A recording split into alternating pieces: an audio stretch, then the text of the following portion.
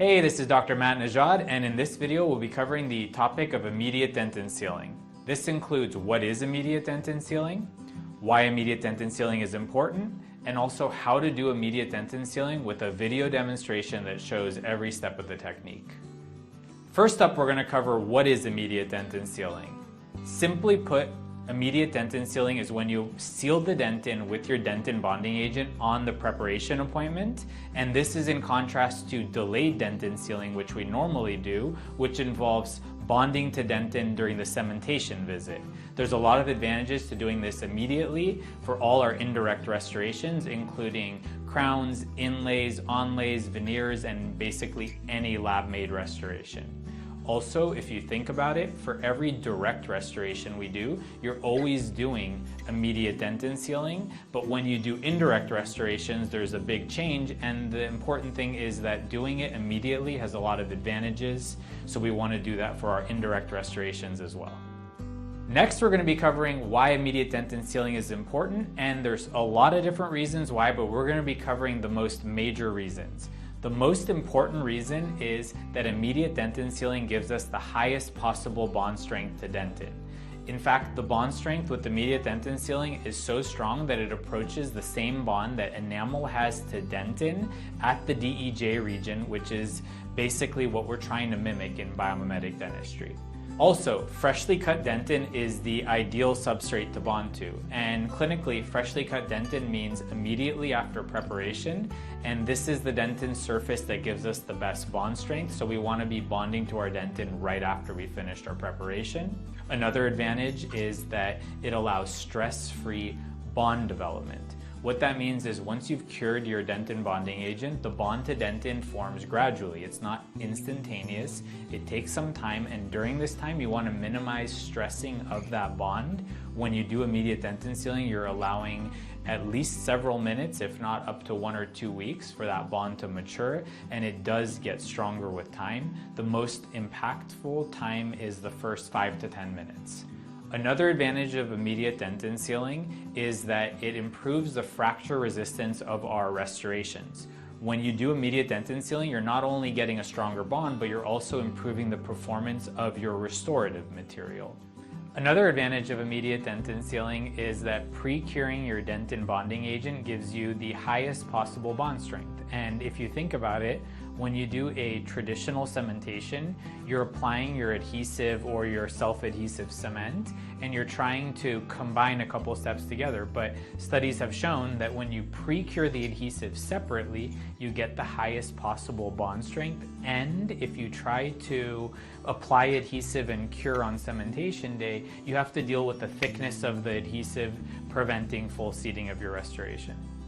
Lastly, another advantage of immediate dentin sealing is that it provides relief from sensitivity and discomfort during your temporization period, and also it gives you protection.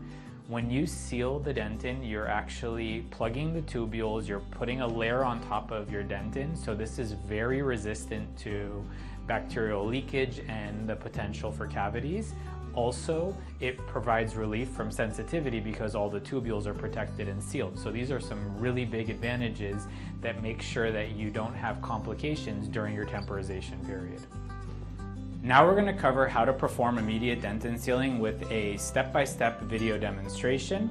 At this point, you need to make sure your preparation's completed and that you have adequate isolation in place. Adequate isolation is so important for maintaining a contamination-free working environment, free of moisture, saliva, and any sort of debris.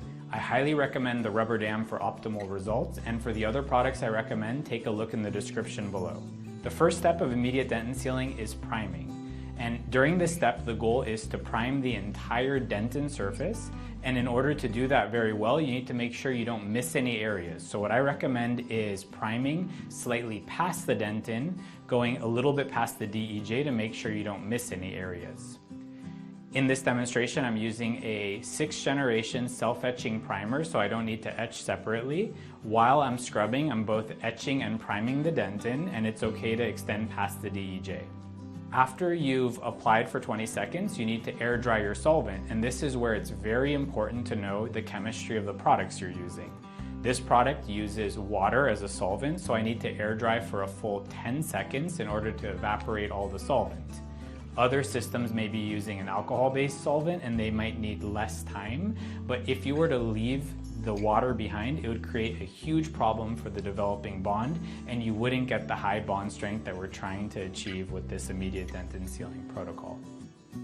Now that you've primed the dentin, you began forming the hybrid layer, and in the next step, the goal is to apply the adhesive again to just the dentin surface. During immediate dentin sealing, the goal is to focus on the dentin, so you're not trying to apply anything to the enamel, but in order to make sure you don't miss any of the dentin surface, you do need to extend slightly past the DEJ. If you extend too far past and get on your enamel margins, you can always clean those up before you take your final impression. When I apply the adhesive, I like to follow up with a clean, dry microbrush to wick up the excess adhesive that puddles in the most concave areas. The goal is to have a nice thin layer of adhesive in my technique because I follow with flowable resin in a step called resin coating. But if you're not going to do this resin coating step, then you may be able to leave a thicker adhesive depending on what product you're using. Once you're ready, you go ahead and cure for 20 seconds, and as you're curing, now you're finally forming a bond to dentin, and it's important to remember that this bond does not develop instantly. Bond formation is a reaction, it's polymerization, and it takes time for it to reach its full potential. So the steps that we do after this are designed to minimize any additional stress so that the bond to dentin can form without anything opposing its full potential. After this first cure, we're ready for the step called resin coating. And during this step, what we do is we take a layer of flowable composite. You want to use something with a real high modulus or good filler content, and your goal is to cover the entire sealed dentin area with 0.5 millimeter of flowable. My approach to do this is to cover about half of the dentin surface with flowable, then take a probe and use that to drag the flowable to cover all the dentin right up to the DEJ, making sure not to miss any areas. And then I check with the probe, and your probe should have 1 millimeter markings on it so that you can verify that you have less than 1 millimeter, somewhere around 0.5 millimeter. It doesn't have to be exactly 0.5 millimeter. Your goal is somewhere between 0.2 and 0.5 millimeters. So once you have that and everything looks nice and smooth, you'd go ahead and cure a second time, and this would be completing the step called resin coating. While you're curing, again, the bond is still forming to your dentin, but what's nice about the flowable resin is that it has a lower modulus of elasticity than the following products that we will use, and it allows the bond to continue forming without any excessive stress that would minimize your bond strength to dentin. It also protects the developing dentin bond from subsequent layers that you may be doing depending on the shape and configuration of your preparation.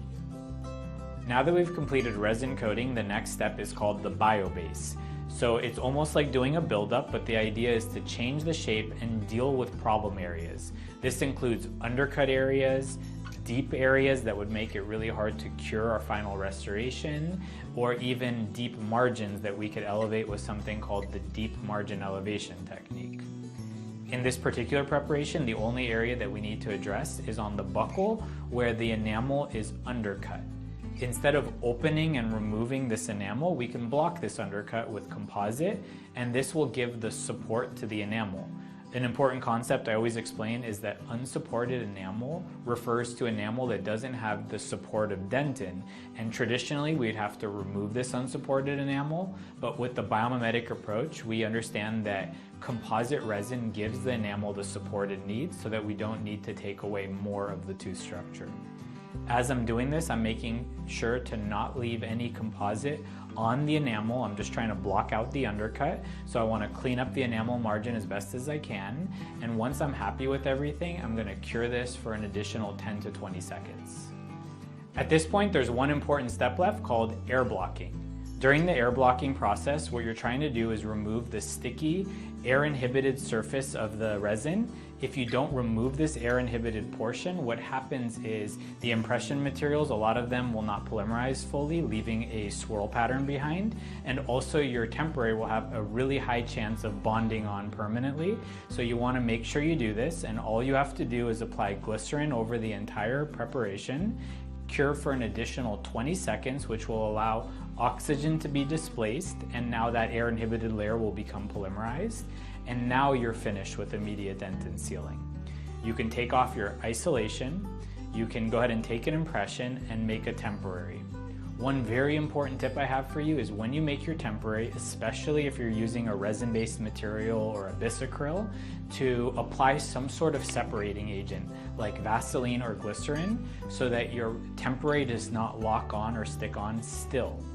You can leave 1 or 2 areas that are okay for sticking, or you can make sure that your temporary wraps around the tooth and locks into undercuts, but you don't want it to bond to the immediate dentin sealed layer. And that would conclude your immediate dentin sealing process. Now let's review everything we've learned. In this video, we've covered what immediate dentin sealing is, why it's important, and how to perform it step by step. The technique involves priming the dentin, following with adhesive, using resin coating, using the bio-base to eliminate additional preparation, to block out undercuts, to elevate deep areas, deal with deep margins, etc. All of this is in contrast to traditional techniques which rely on more preparation and delayed dentin sealing. Thanks for watching, I hope you enjoyed, and for more similar content on biomedic dentistry, please subscribe to my channel. If you have any questions, comment below, and don't forget to turn on notifications by hitting the bell.